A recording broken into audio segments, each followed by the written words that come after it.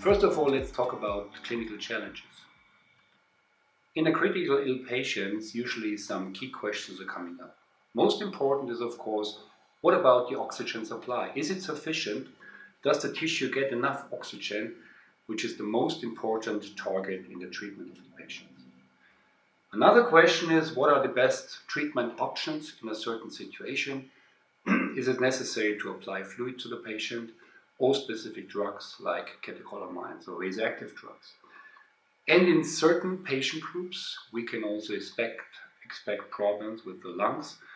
Maybe there is already a risk of development of pulmonary edema, or pulmonary edema is present in the patient. When we talk about fluid administration of the patient, we have to keep in mind that fluid is also a drug and can cause adverse reactions.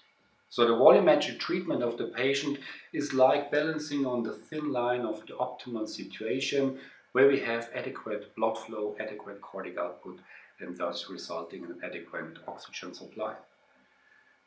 When we have the situation of hypovolemia, too less circulating blood volume, this can cause some complications and in the end lead to tissue hypoxia. And the same also for the fluid overload, for the situation of hypervolemia. This can also lead in the end to tissue hypoxia, which should be strictly avoided.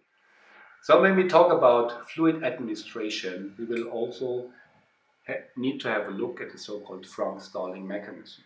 This idea was created by the German physiologist Otto Frank and the British physiologist Ernest Henry Starling.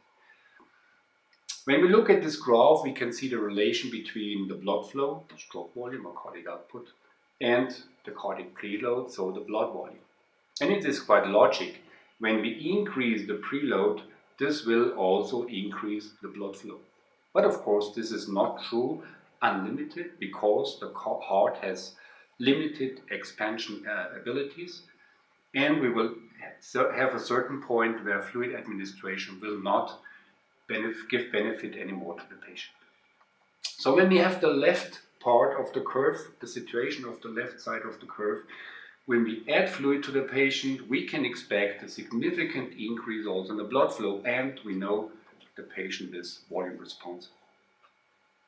The target is, of course, to manage the patient into this situation. When we give the same amount of fluid, there is not anymore a significant increase in the stroke volume.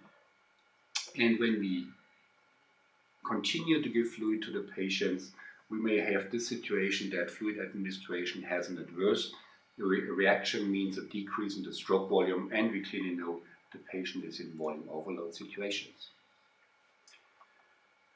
The main parameter when we talk about advanced hemodynamic monitoring is cardiac output, the blood flow in the patient. And of course it is very important to measure cardiac output to have an idea about the patient situation. And preferably we should measure this parameter continuously. But what happens when we have the situation that cardiac output drops? We know we have a problem in the patient and we should improve the situation. But just measuring cardiac output does not provide the full information. We know, first of all, that cardiac output is the product of the stroke volume multiplied with the heart rate. And the stroke volume itself has certain determinants. One is the so-called preload, which is the accessible blood volume, which can be transported. The second part is the afterload, which represents the vascular resistance against the heart has to work. And the third part is the contractility, in the end, the cardiac performance, the ability of the heart muscle to contract. And only when we have sufficient information from all these parts, we can clearly decide what is the reason of a drop in cardiac output and what to do to improve the situation of the patient. So means in the end, cardiac output is the tip of the iceberg, and to get the full information, we need more details on the situation of the patient to be able to treat the patient in an optimized way.